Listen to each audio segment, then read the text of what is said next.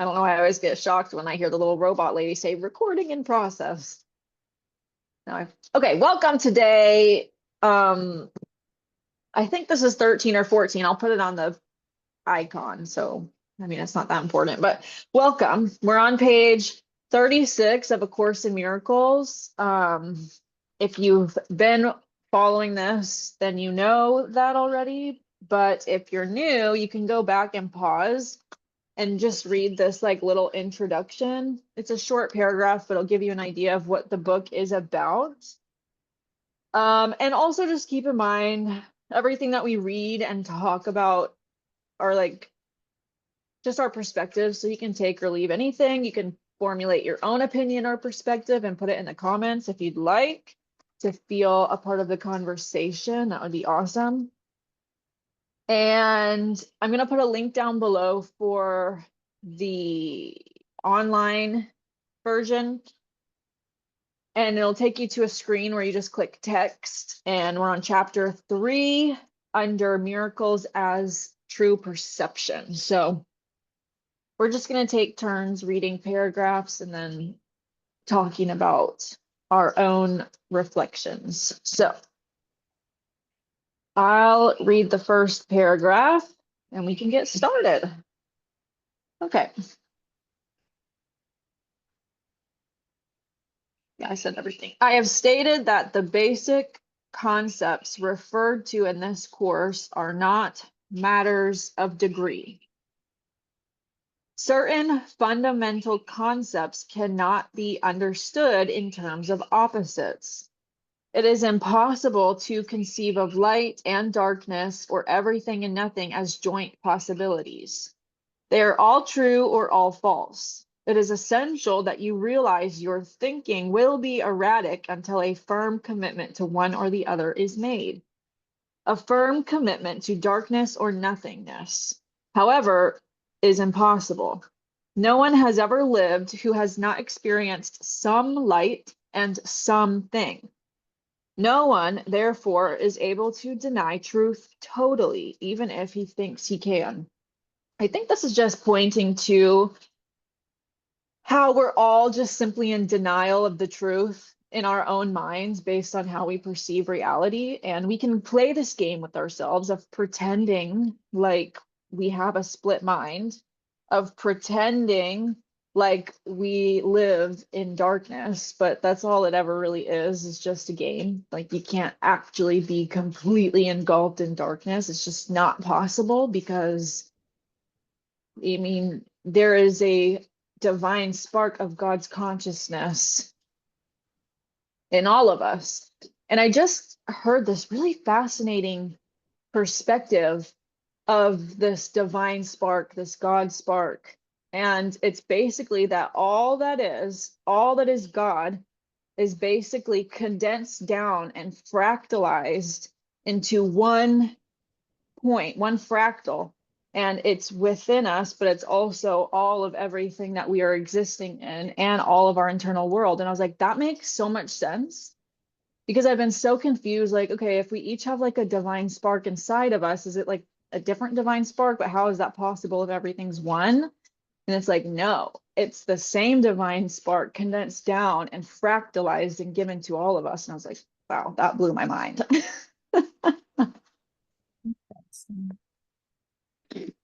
Kind of is like the cosmic web, we're just all like the little like crosshairs or like section points of the cosmic web.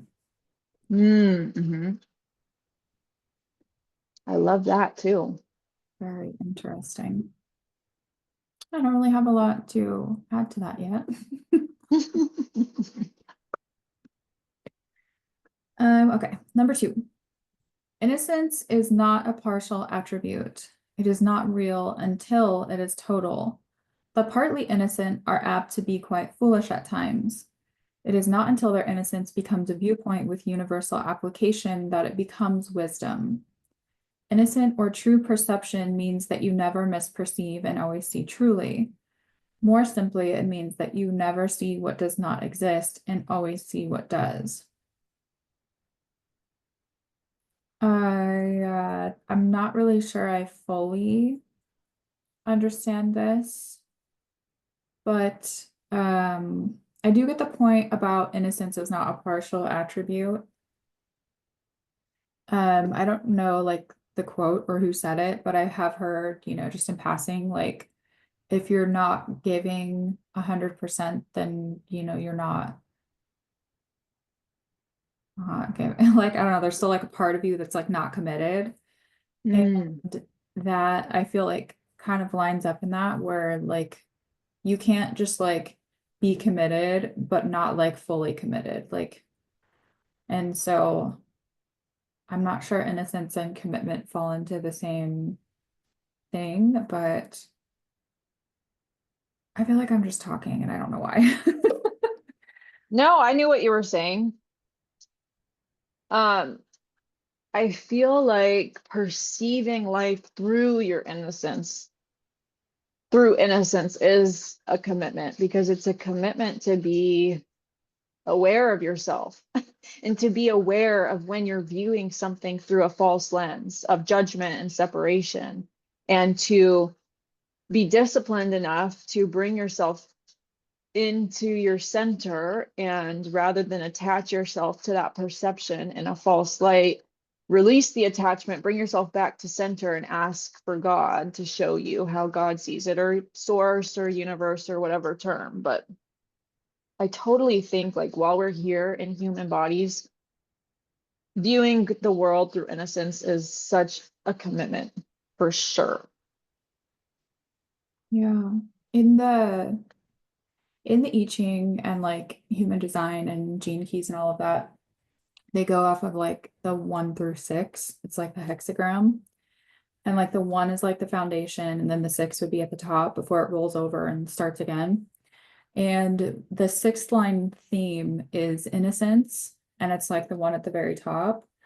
So it's like the theme of being at the very top is like being able to look down and see what has been done and where we're coming from and like where we're going. So like the time that we're moving into right now, like once the cycle changes in 2027, we're moving into 6th line themes. So it'll be like themes of innocence coming out. And that's just kind of the way that I understand innocence is like you're at the top and you're looking down and you're able to see everything for what it is, to know like Mm, how to move forward into the next cycle. So it's like that yeah. bird's eye view of, and it's kind of like a detached view too. It's like I see it, I witness this, but it is what it is. Yeah, I love that. And then that plays into like if you're not 100% committed, then there's still a part of you, however that went. It makes total sense because if you're 100% committed, you have that bird's eye view. But the moment that you attach yourself to something down there, you're immediately anchored down onto the playing field and you no longer have access to that bird's eye view. So the statement that it's not a partial attribute would make so much sense. Yeah. And then the more simply part, it means that you never see what does not exist and you always see what does. So Mm. it's like you're not seeing what doesn't exist, which is like the falsities, the illusions, the fear, all of that. So I like that. I love that. I love it. Okay, paragraph 3. When you lack confidence in what someone will do, you are attesting to your belief that he is not in his right mind. This is hardly a miracle-based frame of reference. It also has the disastrous effect of denying the power of the miracle. The miracle perceives everything as it is. If nothing but truth exists, right-minded thinking cannot see anything but perfection. I have said that only what God creates or what you create with the same will has any real existence. This, then, is all the innocent can see. They do not suffer from distorted perception.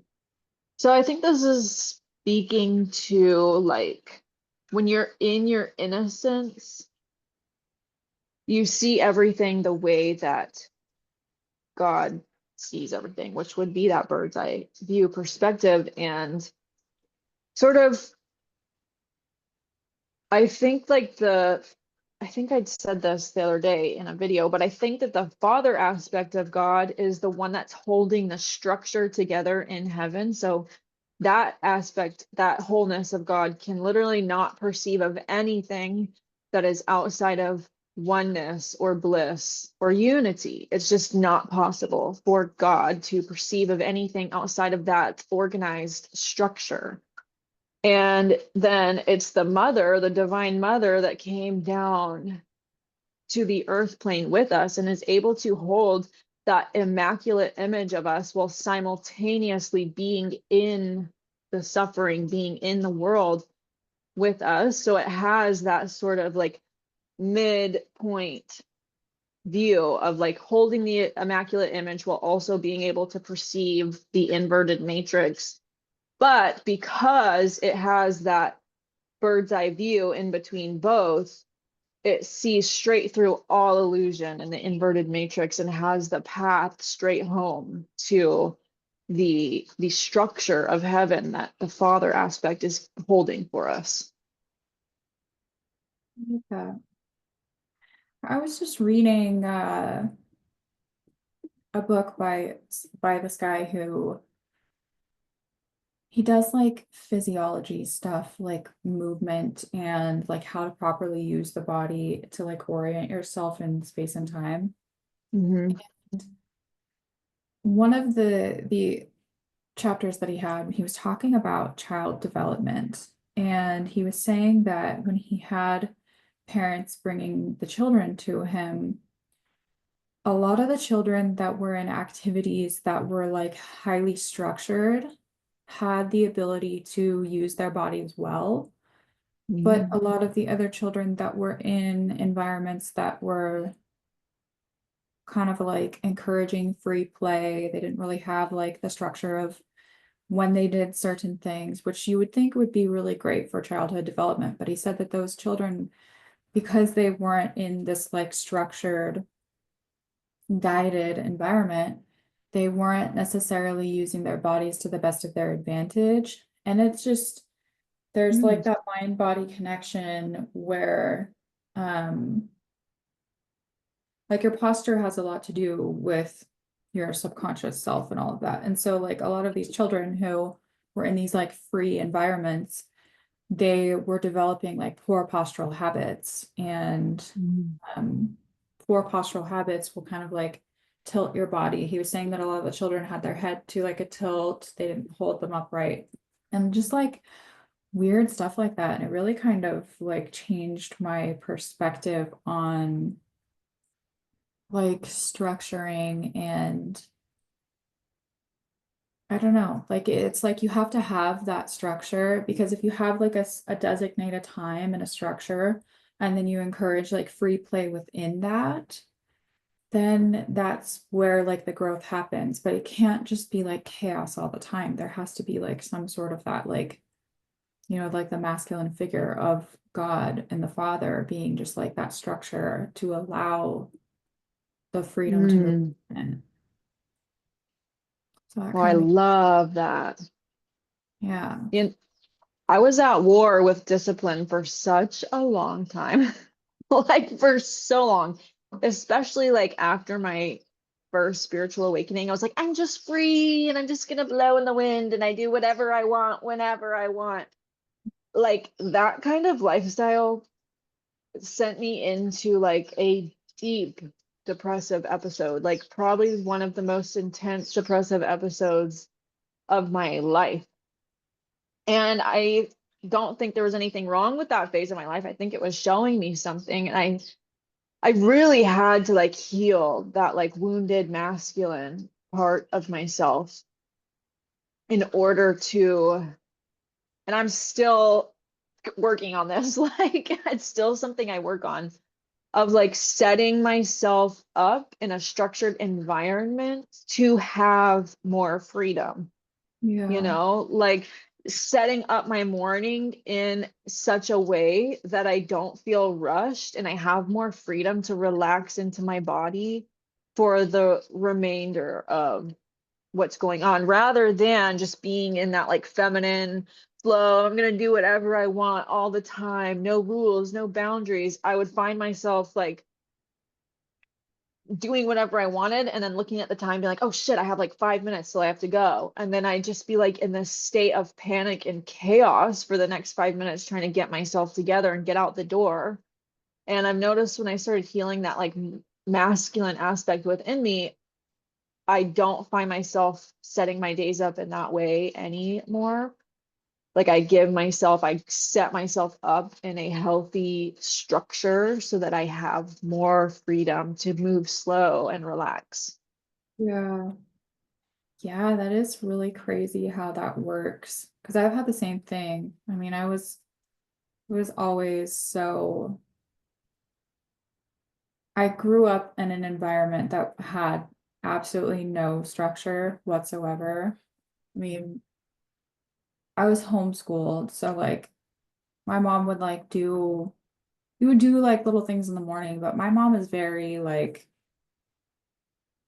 she's just like, barefoot in the garden, like kind of just like floating all over the place. And then me, I have so much earth in my chart, and I'm like, this does not work for me.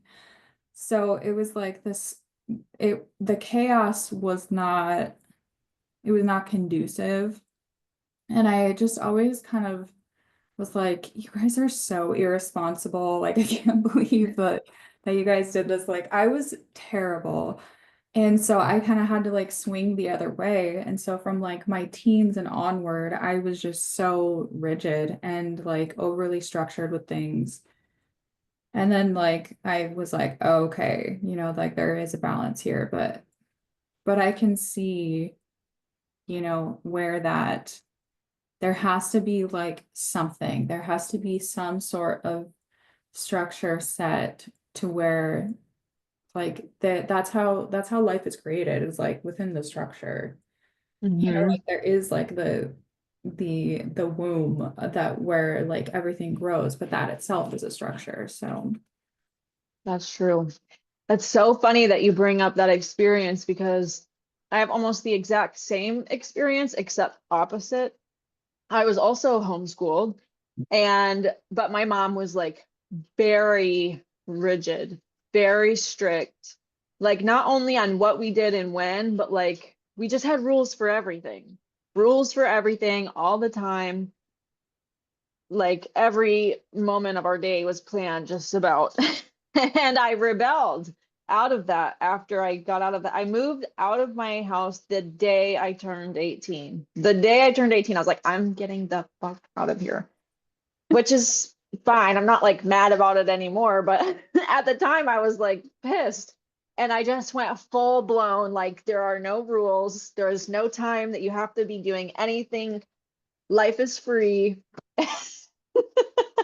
And of course, I kept a job. Like I still had some of that structure inside of me to where like I kept a job. I paid all my bills. I made enough money. I never called in to work, which was rare, being like 19, 20, 21 in the restaurant industry. Like that's not totally common to like never call in, to always be the perfect worker bee. And so I just think that's funny. We had like the same experience, but flipped. yeah, how interesting. Yeah, you don't really meet a lot of people who were homeschooled like back in the day. But Hmm.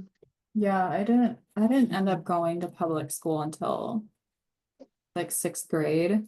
And by that Hmm. time it was like so chaotic for me that I just like started skipping school and like didn't go anyways. But yeah. But then like once I got a job, I was the same. I like never called in. I, and then I would get so pissed. Like if people would call in, I'm like, oh my God, they're so weak. These idiots. Yeah, nobody wants to work anymore. Like that Kim Kardashian. It's like nobody wants to work these days. Yeah, I She was totally said, like that. oh, that's funny. How funny. That Okay. is really funny. Yeah, I was only homeschooled fifth grade, sixth grade, seventh grade, eighth grade. And Mm. then I went back to school and for high school, except my mom she did summer school during the summer. So like even when I was in school, I was still being homeschooled during the summer. I'm like, I'm getting enough of this, mom. I promise. I'm not stupid. So funny. Yeah, my parents were like, we were like all over the place. Like I feel like we stayed in one place for like no more than like a month. Like we had like a home, but we were like never there. We just like traveled everywhere. They had friends like all over the place. It was like, we're staying at this person's property. We're staying here. I'm at my grandparents' house. Like I never had any, I didn't even have my own bedroom until I was 11 because like it just wasn't a priority for them. They just wanted to be free. Like there are very different definitions of freedom in this world. That is so true. Yeah, freedom to me was like, I just want my own space. Like I just want I want to like be able to like retreat and like get away from people. And I never could do that. Yeah, that's so important. Yeah, crazy. Okay. Number 4. You are afraid of God's will because you have used your own mind, which he creates in the likeness of his own to miscreate. The mind can miscreate only when it believes it is not free. An imprisoned mind is not free because it is possessed or held back by itself. It is therefore limited, and the will is not free to assert itself. To be one is to be of one mind or will. When the will of the sonship and the Father are one, their perfect accord is heaven. Mm, Um, this is so interesting in terms of freedom, just talking about this hmm like whole freedom thing, hmm because the mind can miscreate only when it believes it is not free. Like,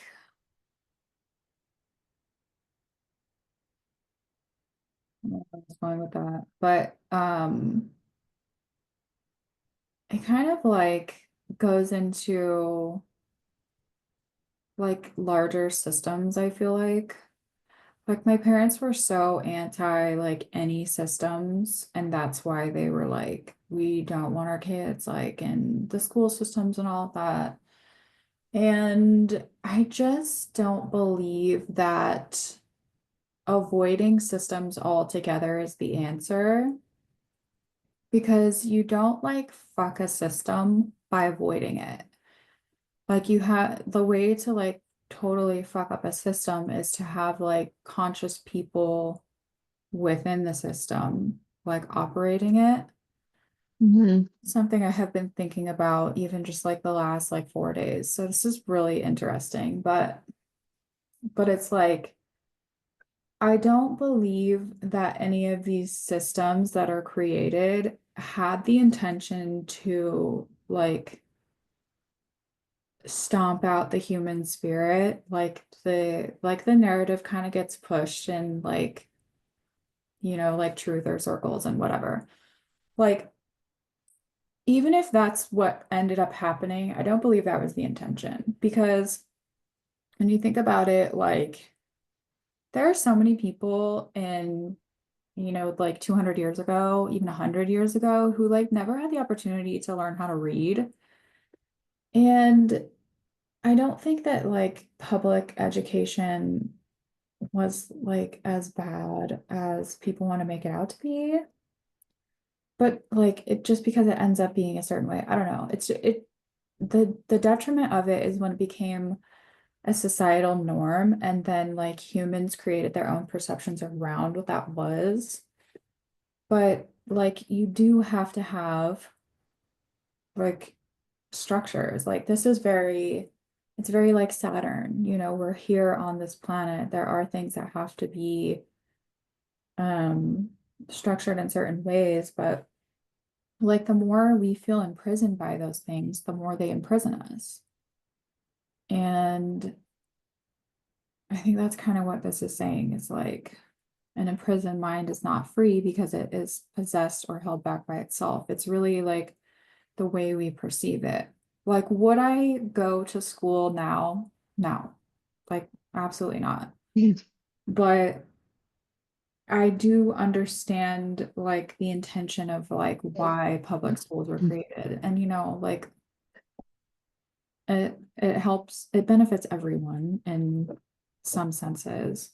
I don't know where I'm going with this, but I just feel like it's the feeling of being imprisoned by something that actually imprisons you. You can like commune with something without it imprisoning you, I feel like. Hmm.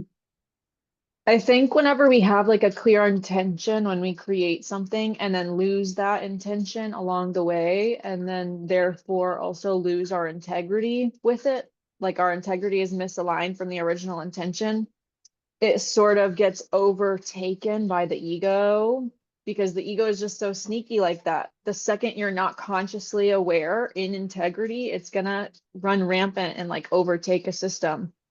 And so you're so right. The way to bring something back into integrity is to have conscious beings in that system, not to avoid the system.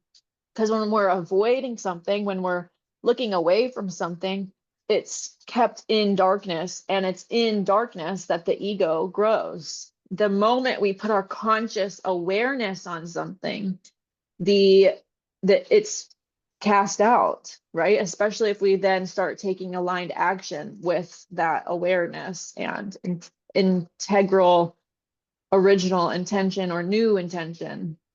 And that's why I think it's super important, especially for like businesses and I don't know, things like that, to have like some kind of like something, ceremony or meeting once a month or every 3 months or something where everybody comes back together and like reminds each other of the original intention or like something like that to keep awareness in the areas that are starting to stray. Yeah. And I think we've just lost that as a society. We kind of just became avoidant for too long that the ego has just taken over. Yeah. I always say this, but I feel like people pleasing is like the biggest detriment to society in every single way. And I Mhm. used to always say this like when I was working with other people, like stop fucking people pleasing. When you're people pleasing and you think that you're like, avoiding conflict and you're whatever, like you're actually doing more harm because then like things don't get done. So like for example, when I lived at my old apartment, my best friend lived upstairs. So we lived in this like building, whatever. But he lived upstairs and then I was like on the main level. And so like if I would make a complaint about something, I would go to the landlord, like, the yard is kind of looking like shit. Like, are we gonna have anything done? Like just really, like my tenantly duties. But then the landlord would see that as conflict. I'm like, that's not conflict. Like, let's just be real here. Like the yard looks like shit. But then he would go ask my friend, he's like, so like what's going on? What do you guys think? And then my friend would like people please and would be like, oh, everything's Mhm. fine around here. And so then my landlord was like, oh, well, if he thinks everything's fine and she's complaining, she's just complaining. She just likes to complain. And so then it like painted me as like this person who just wanted to complain about things and who always wanted to have conflict.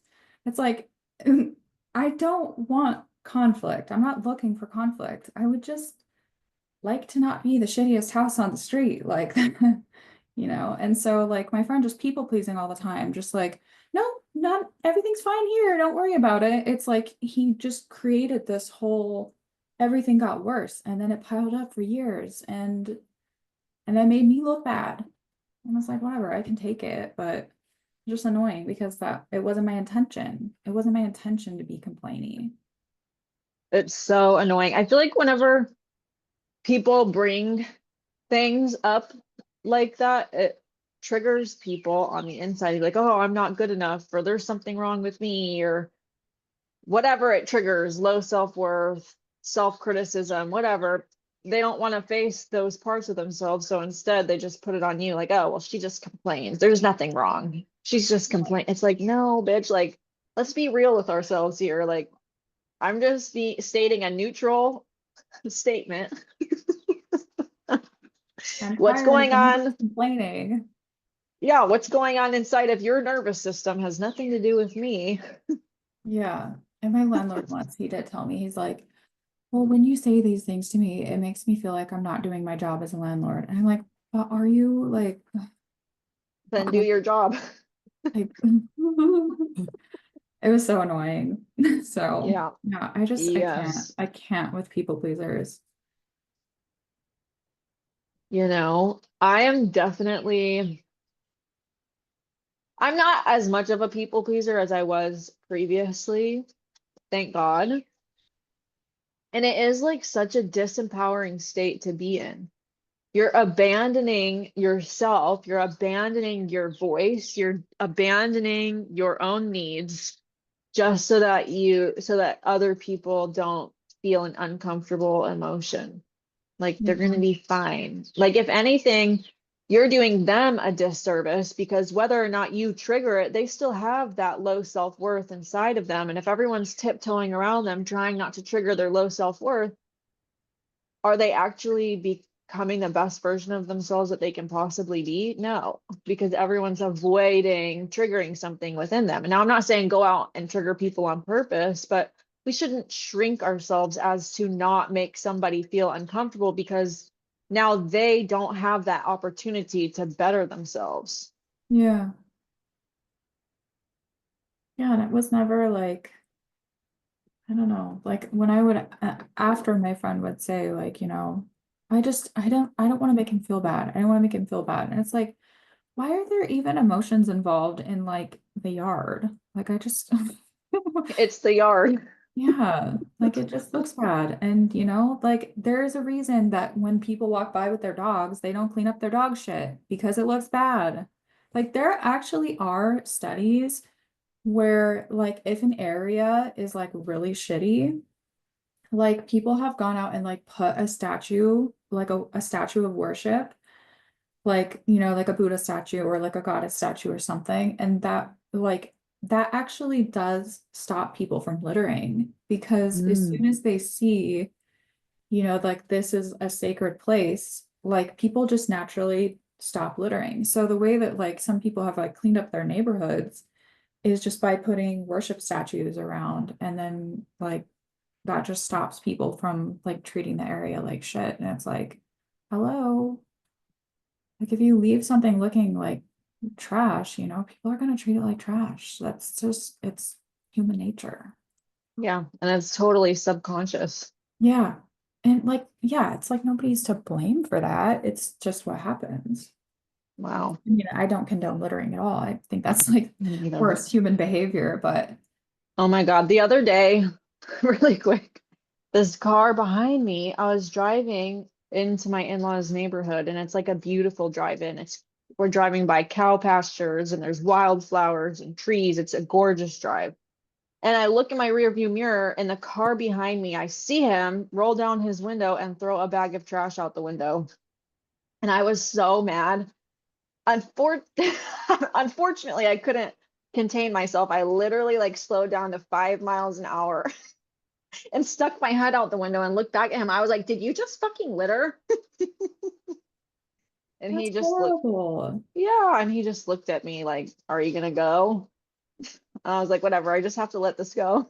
And I just have to let it go because I was getting really mad, but it's crazy. That is literally like the worst human behavior. Like you mean to tell me that you can't just like hold on to it for another couple of minutes before you get to a receptacle? Like that it's just I Yeah. can't. Yeah, seriously. Okay, 1, 2, 3. You just read number 4, right? Yeah. Okay. Number 5. Nothing can prevail against a son of God who commends his spirit into the hands of his father. By doing this, the mind awakens from its sleep and remembers its creator. All sense of separation disappears. The Son of God is part of the Holy Trinity, but the Trinity itself is one. There is no confusion within its levels because they are of one mind and one will. This single purpose creates perfect integration and establishes the peace of God. Yet this vision can be perceived only by the truly innocent.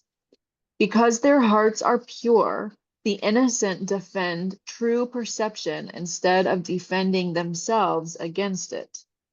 Understanding the lesson of the atonement, they are without the wish to attack, and therefore they see truly. This is what the Bible means when it says, when he shall appear or be perceived, we shall be like him, for we shall see him as he is. So to me, with the previous paragraph, this is talking about how when we use our free will to when we give our will to that of God,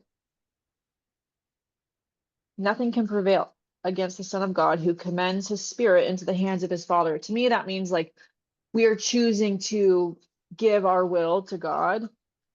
And because of that, we naturally begin to awaken out of our slumber.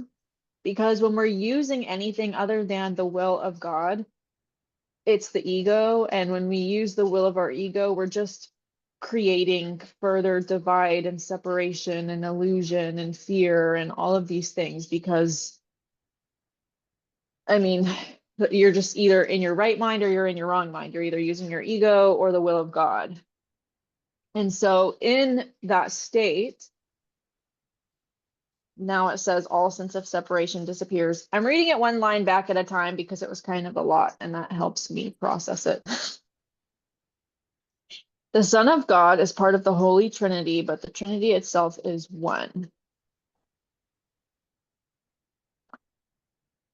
There is no confusion within its levels because they are the one mind and the one will. I learned something interesting about the mind is what Buddha found. And that is like the level of enlightenment that Buddha reached was he was able to contact the one mind that projects all of the universe. But then there's like a step further to that, which is going straight to God. And the mind was what was initially created at the first moment of separation. The mind was created, the one overarching source that created this inverted universe or whatever. And I learned that that is the level of enlightenment that Buddha reached and why he didn't attain the same level as Jesus, because Jesus went straight through the mind back to source, whereas Buddha attained the consciousness of the one mind, but didn't fully go all the way back to the source, which is random, but I thought that was kind of interesting when I learned that the other day. Um, yeah, I don't really have anything else for this paragraph. When he shall appear, we shall be like him, for we shall see him as he is. That's kind of all I got so far for this paragraph. Yeah. The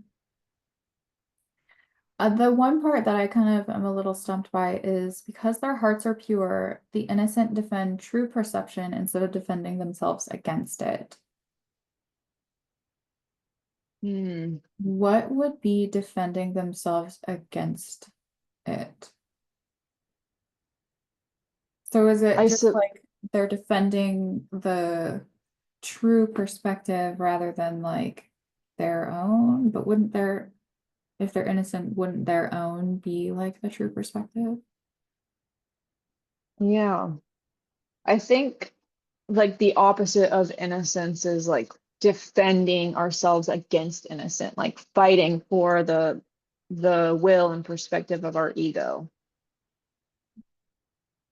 Whereas like when we're able to fully surrender our ego and merge our will with God, that's when we reach like a pure and total state of innocence for my, that's how I understand it at least. Interesting. Yeah, in human design, the innocence, there's like a transference. So like what the state would be when you're like out of innocence, it transfers in desire. And desire would be like desiring to like make a point, desiring to like I don't know, like whatever desire would be. Like if it's like the personal intention, it's not saying in like the purity of innocence, it's like having like a personal desire to like make a point or whatever. So just kind of wondering about that. Yeah, like how desire plays into our will. Yeah, yeah, because it like if you're transferring out of innocence, then you would be like in the desire, and that's kind of I guess what this is talking about with like miscreations. So if you're like in the desire, um then you're not really like in tune with like the one will. It's more like innocence would be like God's will, desire would be like the personal will, I suppose. Yeah, that makes sense. I wonder if there would be like a way to like merge our desires with God's will or interpret our desires through God's will. Yeah, Because I really do believe that like our desires are messengers for our higher calling. But I think there's a way to like interpret the desire when it's speaking to us through our ego versus interpreting it through the will of God. Um, like I think we just confuse ourselves sometimes because a desire, when you get down to the root of what desire is, it's a feeling that arises within you. And then through your subconscious mind and your belief systems, you put opinions and thoughts to what your desire is.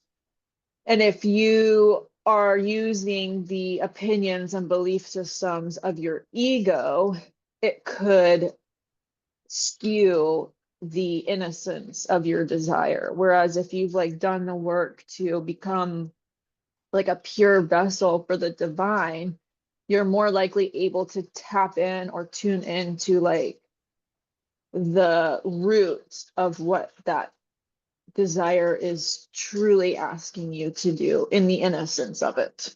yeah, I do truly believe there is like a level of innocent desire. I don't know. I'm not even sure I fully understand the desire aspect like entirely, because I would fully agree with you that like there is a way to merge the two, and there are like the innocent desires. I don't know. I don't really have anything else to add to that, but it's like I think that there is like you get to that place. Mhm. And it's really just being aware. It's being aware of like where you're moving from. I think that's like the whole basis of this is like being aware of like, am I moving from an innocent space or am I moving from a desirous space? But it's also like I don't think that desire would be incorrect either. So Mhm. I think Or you're I right, want, like merging. yeah, I was gonna add, I wonder if like eventually desire becomes knowing. Like because when you're desiring something, it almost implies like you're separate from it. But that's a good starting place, especially if it's merged with the will of God, because then it's leading you really, your desires, when viewed through innocence, are leading you deeper into yourself.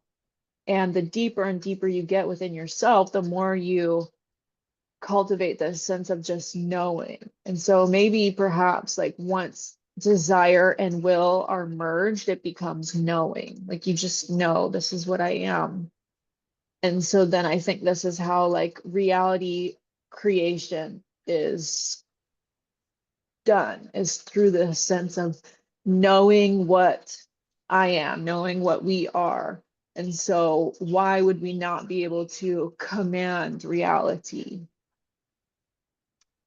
in that way? Not like in a command, like gross way, but in a command, like I know who I am and I know what I deserve and I know what my will is to create. Does that make Yeah, sense? totally. Yeah, I would agree with that. I mean, I'm not really sure. I think that desire thing is one thing I've had like a lot of, I don't want to say blocks because I don't feel blocked, but it's like the understanding.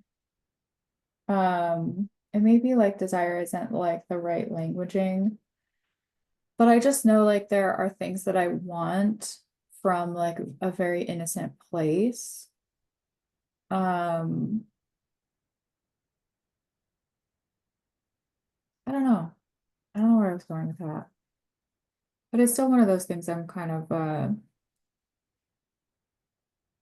questioning.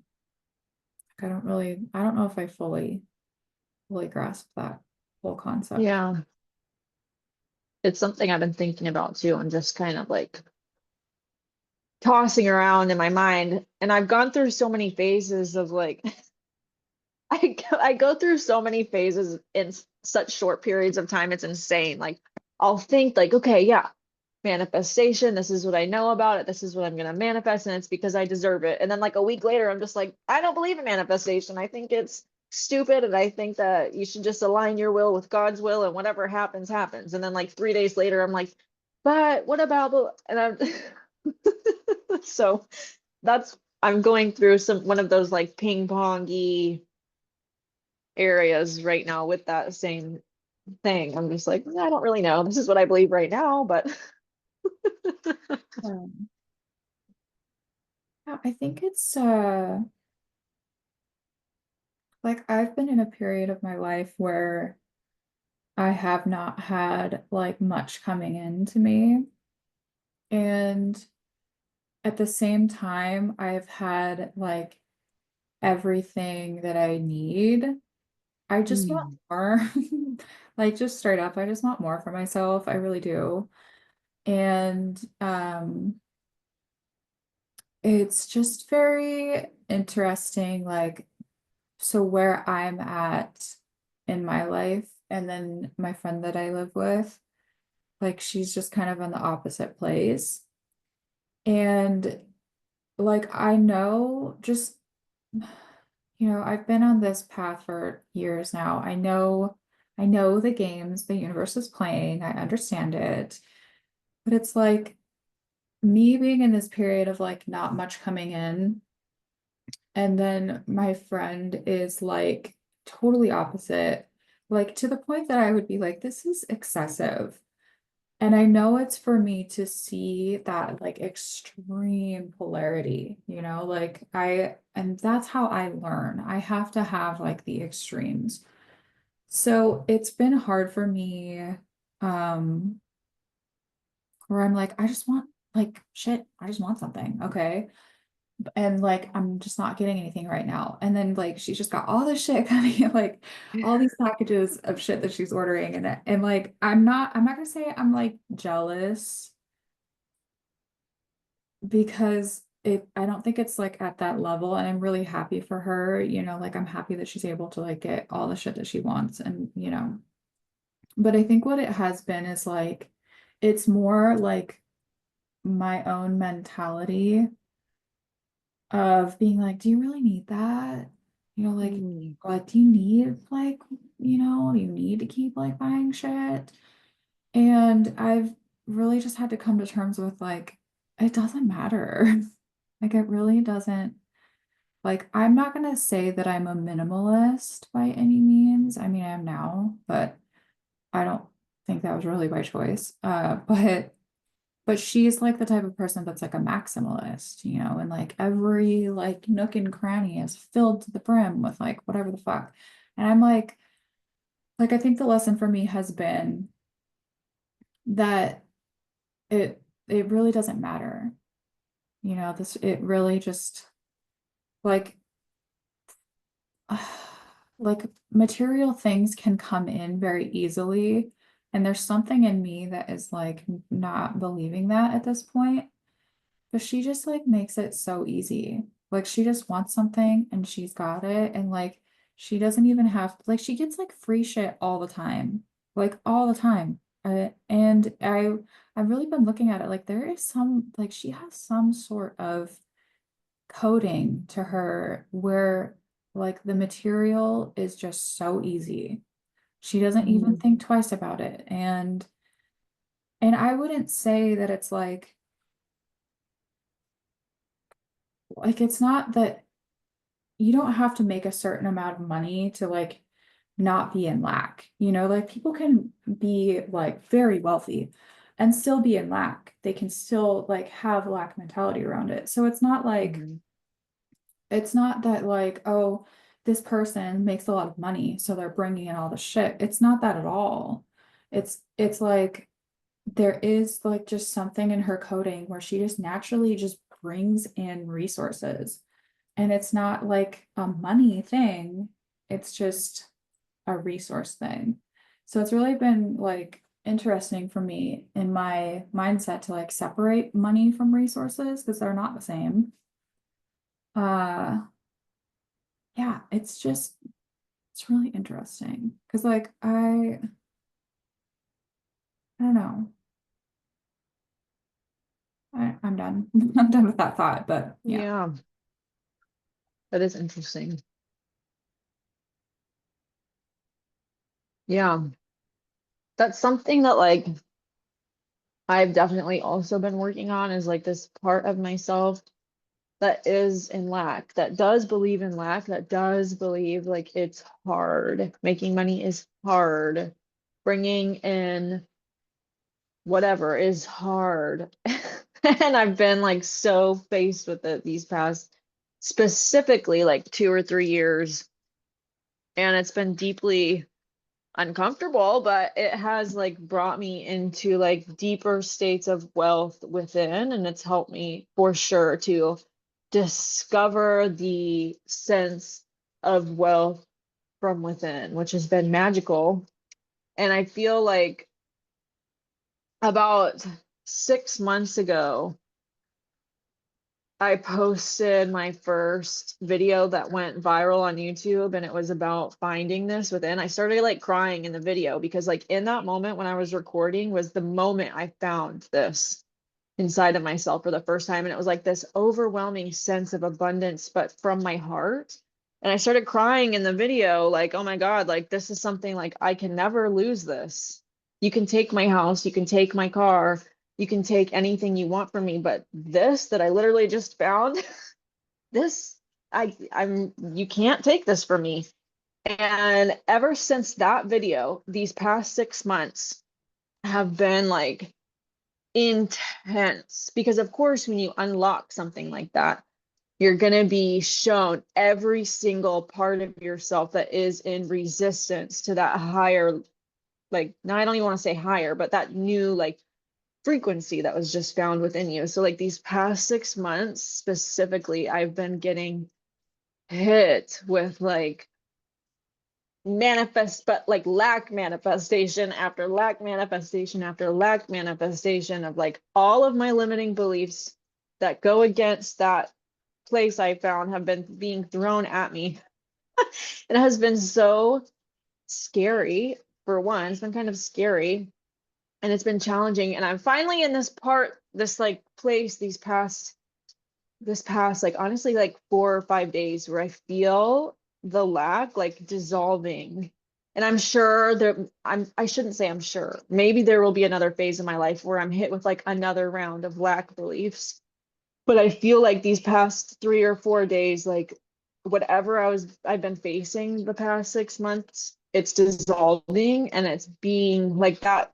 frequency I found 6 months ago is becoming like my new baseline. So I totally relate to that, like needing the extremes, because apparently I need the extremes. Um, and that's also, I guess, a belief inside of me, but yeah. That is one of the things I really want to part with, is like the belief that I have to be extreme. Because I'm tired. Like, I'm I'm over tired of it. it. That's like, I don't know. I don't want to be a like, like I don't want to turn my nose up at people that like want material things. And I kind of have like a little bit, 'cause like there is this part of me that's like, God, you like don't need another like makeup thing. You just don't. And then like, she's just like, I just wanted it. And I'm like that's like the desire thing for me. It's Mm-hmm. like, well, if she just wanted it, I don't really see why she can't have it. And just like the amount of shit that she gets for free, it's actually like I need to learn from you. Like here I am like kind of like judging and feeling bad for myself. But I'm like, I actually really need to learn from you because I don't know. I don't know. It's really confusing. Yeah. I feel like, which I'm not saying this is her because I don't know her, but this is just what it brought to mind for me. Like, it's like an what would it be called?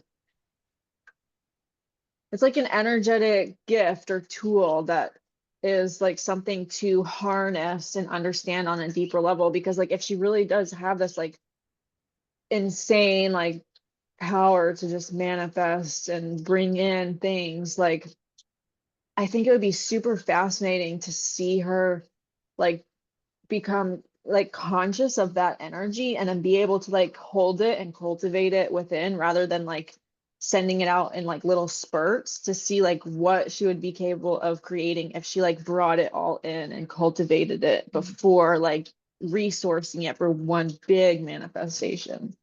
That is what I have been like trying to kind of like tiptoe around with her is let's like cultivate this because you obviously have something going on here. Like she clearly was not coded in her childhood for lack. And I don't even know if I was, um, but I do think it has a lot to do with like for me, I just always wanted things and like for like having my own stability. And it came from never having, like, I never had anything of my own because we were always like all over the place. Like, I didn't have like anything that I liked. I had like a shirt that I liked and like, I had my backpack, but it's like I wanted to have my own stuff and my own home and my own thing.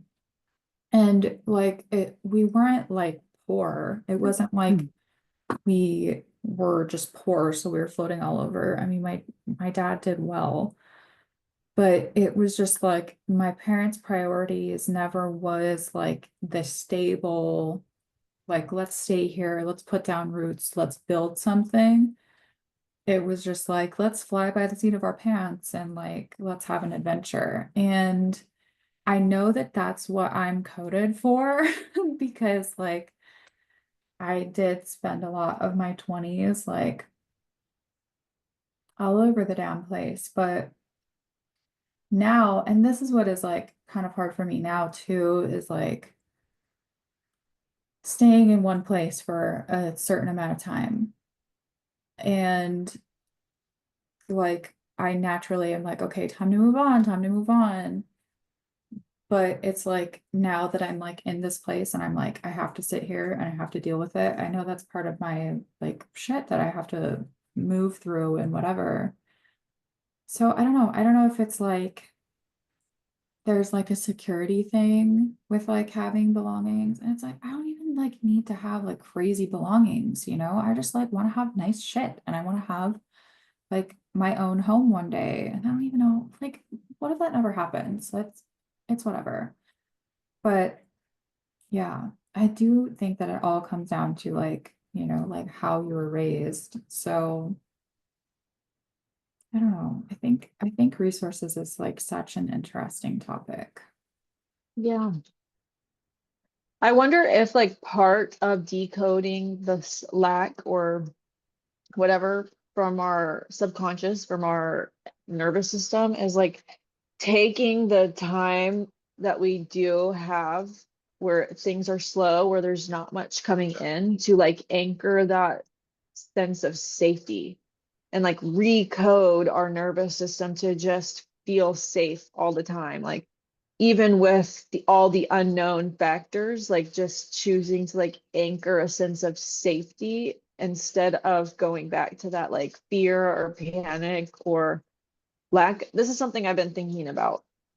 Like, I wonder if the work isn't necessarily to like get down to the bottom of it, but rather like when you do notice something in our, when we do notice something going on in our nervous system to like choose to like anchor safety in and to like ground our energy. So I've been trying. I shouldn't say the word trying. That's what I've been doing. Like specifically the past like 4 or 5 days, I've been like hyper conscious, hyper vigilant of like every energetic state in my body and like choosing safety, choosing safety. And I feel like I'm like quickly recoding. Does that make sense? Like I'm just like overriding the anxiety, overriding the fear and recoding myself with safety.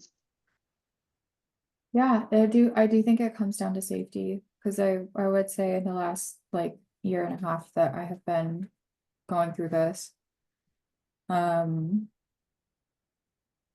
I think a lot of it for me is like totally safety because the way that my nervous system was wired is that I felt safe in moving and like I have moved like 27 times in my life.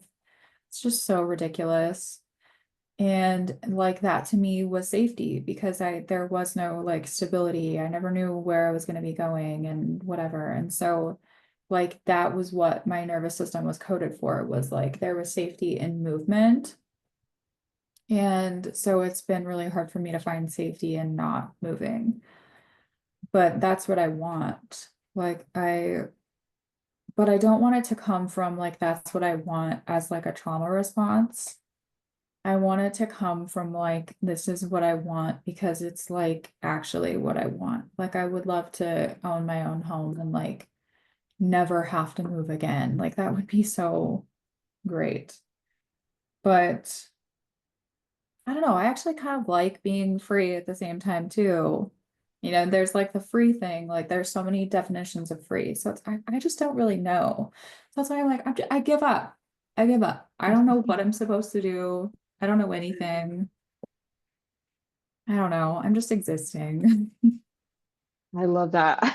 That's like totally the state I am also in right now. I'm like, whatever, I don't care. I give up, but not like in a defeated, like I'm laying down to die way, more like in a, I'm gonna live my life. I'm gonna do what feels good in the moment. I'm gonna stick to my routines. I'm gonna surrender my life to God, and I'm just gonna see what happens because I'm tired of trying to figure it out. Yeah. It's exhausting. I don't want to figure it out either. Like I've spent too much time trying to figure it out, and it's like, okay, obviously I'm not as smart as I thought I was. Like, obviously there are things that I don't know. So if I can just, like whatever you want me to do, that's been like the annoying thing too, is it's like I still don't even know.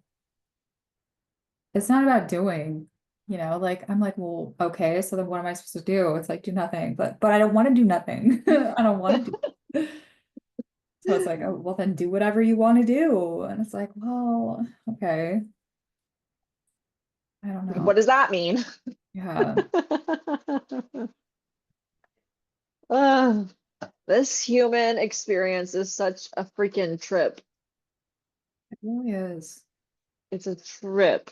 And it's just so funny too, because there is a part of me that's like, oh my God, like real people have real problems, you know? Like there are real things going on in the world. And I'm just like, oh, I just don't know what to do with myself.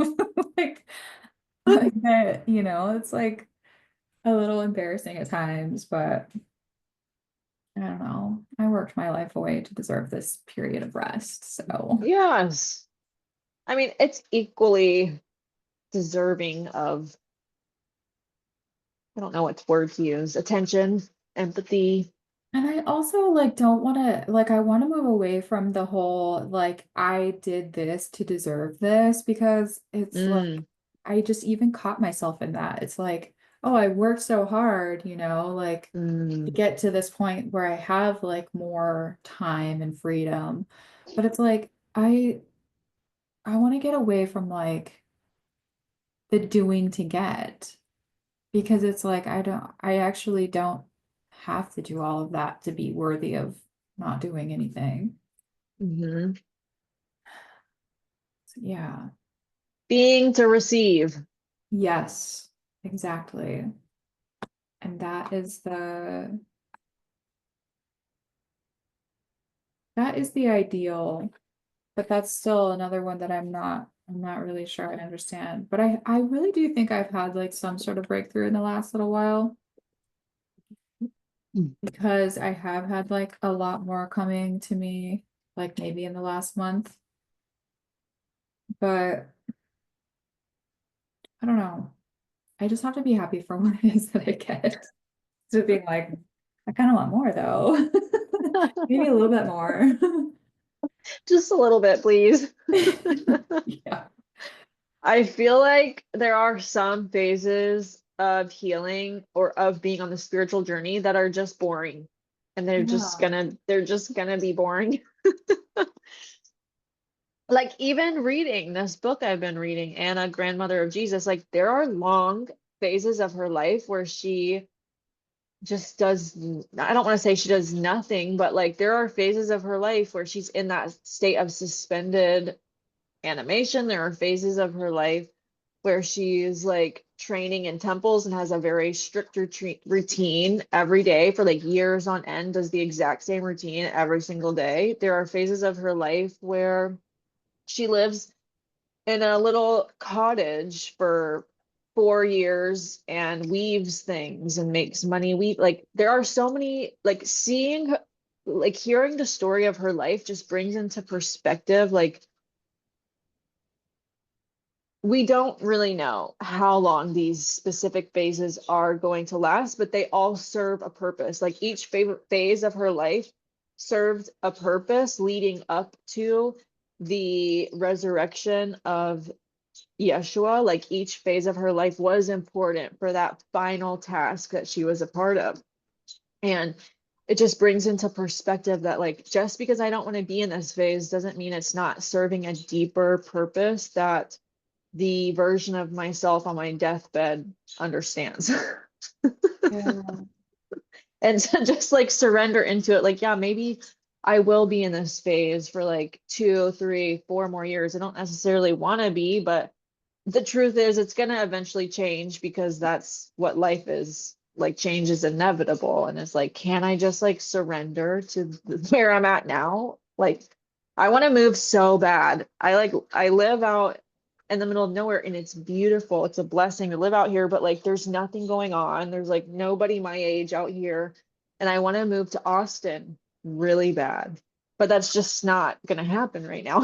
And Yeah. I'm like at this place within myself where I'm like, I can either be like in this constant battle of wishing I could move to Austin and being on Zillow, looking up different houses in Austin and just being in total resistance to what's going on now. Or I could just surrender and like take care of my house, do my yard work, make my house look nice and smell good, and do my routines and do my rituals and all the things that I love to do to cultivate a good life that I can't do when I'm in resistance on Zillow for 5 hours looking at houses in Austin.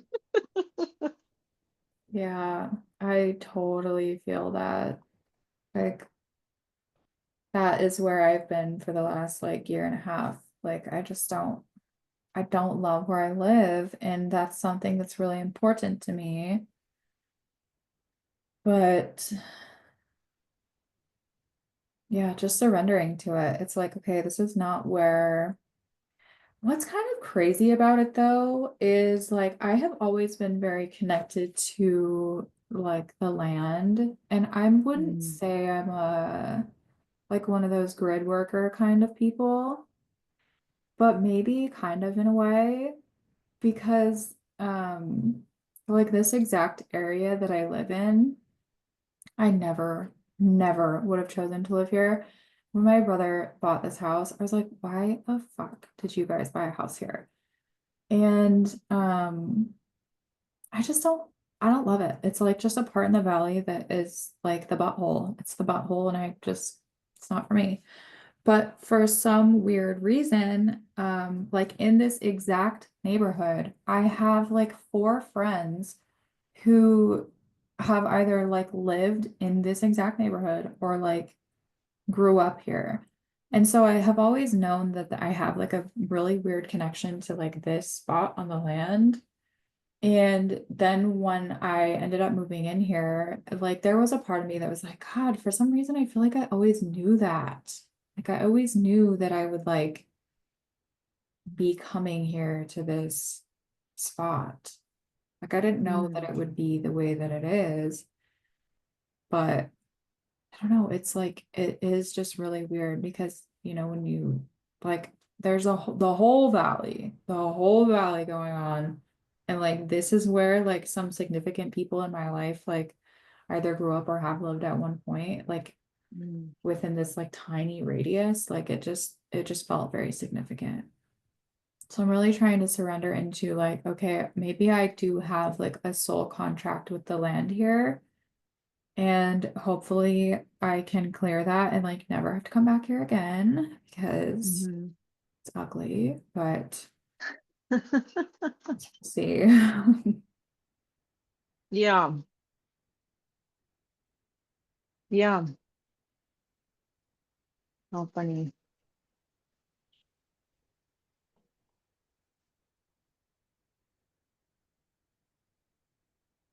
Sorry. You're good. Um, that just threw me off because someone walked back in. I was like, whoa, this is throwing me off. But yeah, that is really cool that like that many people that have lived in that Yeah. specific. Yeah. So maybe like where you're at right now, I do think that like the land that we come from and where we're born and all of that, I think it's like so significant. I mean, not that I live on the land I was born, but I do think that we do have connections to the land that we're not really fully aware of. So maybe you have some sort of connection to where you're living right now, and then you have to live there for, until that contract is complete. And if you're Yeah, wanting to go to Austin, that's maybe you true. have some sort of soul contract in Austin. I think that we're attracted to specific places for that same reason as well. That's so true. Yeah. And I do love it out here. I have to remind myself of how beautiful it is. It's like you don't live in like the worst place in the world, April. Like Yeah, it's beautiful. that's how I Ah, feel. I'm like, yes. it's not the worst, but it's just not what I want. Like, and it goes back to the desire thing of but what about what I want? Does what I want matter? Like, I don't know. Yeah, that's true. Yeah, I think that's like what it might be saying is like merging that want with the will of our higher self. But then I see what your point is like, how do I know that's not the will of my higher self? Maybe you're feeling into a future where you do get what you want. Now, this makes a lot of sense. Okay, this just came to me. What if you're like feeling into your future and you do get exactly what you want? like it's coming for you no matter what you try to do. It's just that's what's going to happen. And so you're like intuitively feeling into that future, and you are like, I don't know, like you want it to be coming now. It's like, no, it's coming, it will come, but just that makes a lot more sense in my mind Yeah. of like feeling into what is already going to happen, but then just desiring for it to happen quicker. Yeah, that's kind of like the concept of bending time, like Hmm. you're reaching out to that future point in, some part of life where you already have that thing that you want. So it's like day by day, you're just like pulling it in, getting closer. Yeah. Mm. Yeah. Yeah. I like that. I'm going to choose to believe that that's the truth. Because why not? We can believe anything. Yeah, I mean, that's what's actually really cool about right now is like whenever I get caught up in like the semantics of it all, I'm like, oh, Hmm. I actually do get to write the rules. So why did I write them like this? Yeah, that's true. It's like, so then let's change them. Yeah, Ah, I love it. Okay, I think we only have one more paragraph in this section. I think that's perfect. is it me? Yes. The Yes. way to correct distortions is to withdraw your faith in them and invest only in what is true. You cannot make untruth true. If you are willing to accept what is true in everything you perceive, you let it be true for you. Truth overcomes all error, and those who live in error and emptiness can never find lasting solace. If you perceive truly, you are canceling out misperceptions in yourself and others simultaneously.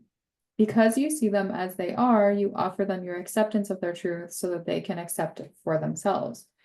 This is the healing that the miracle induces. Mm. Uh, Mm. okay. You cannot make untruth true.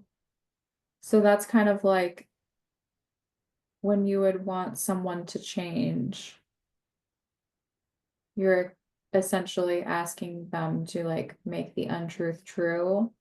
This is talking Hmm. about seeing them as they are and offering your acceptance of their truth so that they can accept it for themselves. So that's kind of just like loving, it's the unconditional love. It would be like loving someone exactly as they are, because the more that you love and accept someone as they are, then you're creating the space for them to do that for themselves. It's true. It's like creating a nurturing space where they feel the restriction, almost like the pressure coming off. And so then they're free to discover and be who they are. And like, if you know that the truth of who they are is like one with God, then whatever they play out in between, like the restriction coming off and remembering that truth is like, it doesn't really matter because they're going to wake up and remember eventually. And us viewing them from like a negative mind only keeps them in it longer. Oh.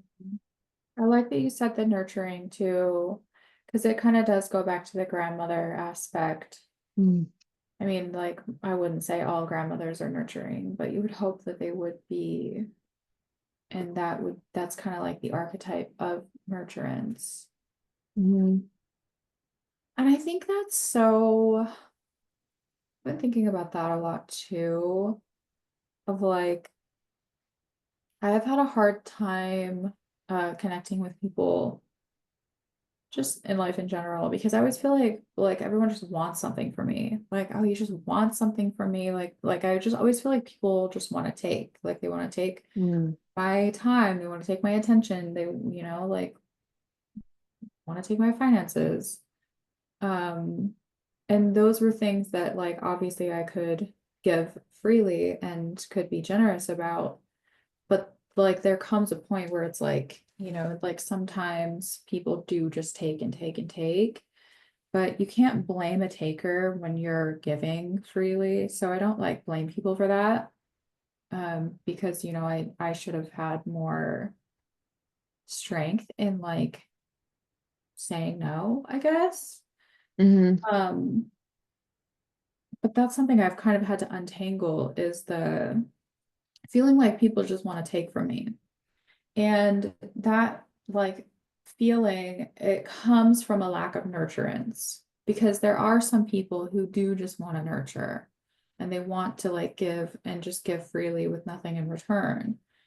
And I think that's where the whole like Divine Mother coming back in is so crucial and important because that is kind of like the role of the mother is to give freely and to give and not really expect anything in return. Hmm. And there like that comes from nurturing. And so I don't know, I think that's how you heal like the mothering wound is like to allow someone else to nurture you. Mm. That nurturance would come from being accepted exactly as you are. Yeah, that's so true. I love that.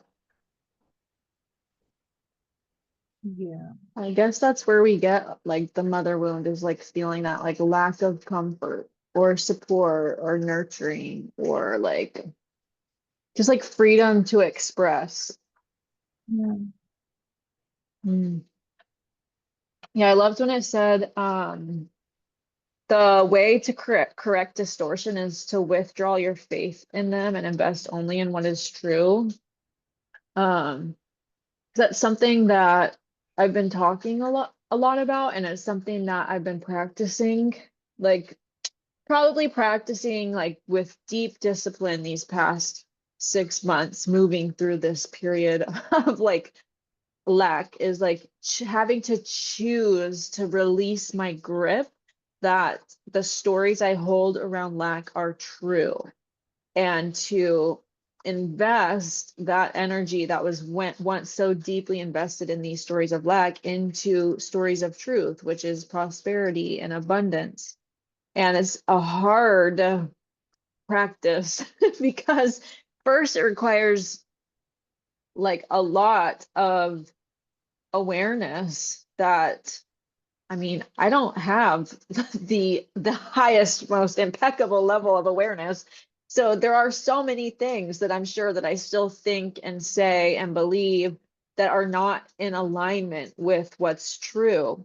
But I do feel like I've done so much work to where I've brought that level of awareness up and I've been able to consciously, in the moment that the thought pops into my mind, I've been practicing like instantly taking my power back from it by just observing it and then not necessarily always replacing it with a positive affirmation, but like when the time does come to speak a positive affirmation or to choose to believe something, to choose to believe the truth rather than the untruth. Yeah. um it's so powerful. Yeah. And that comes from nurturing the truth too. Mm. Like you do have to nurture that truth and be with it. It's not like you don't just choose it and then that's that. It's like it is something that takes the nurturing over time. Hmm. Which goes for full circle back to structure and discipline because you have to be disciplined and structured within your own mind to be able to cultivate this level of awareness to even be able to nurture what you want to invest in. Yeah. Interesting. How funny. I like that. This is a really good one. Yeah, this was good. Yeah, this was really good. I And think I I love that got it it. came back around like that. Yeah, just went full circle. I'm gonna go back to the lessons, unless you had anything else to add. Okay. Let's see.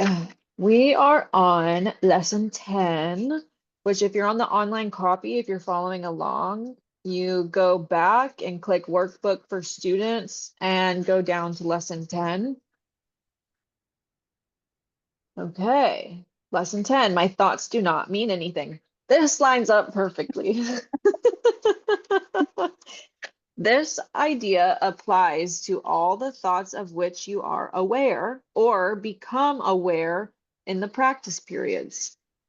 The reason the idea is applicable to all of them is that they are not your real thoughts. We have made this distinction before and we will do so again.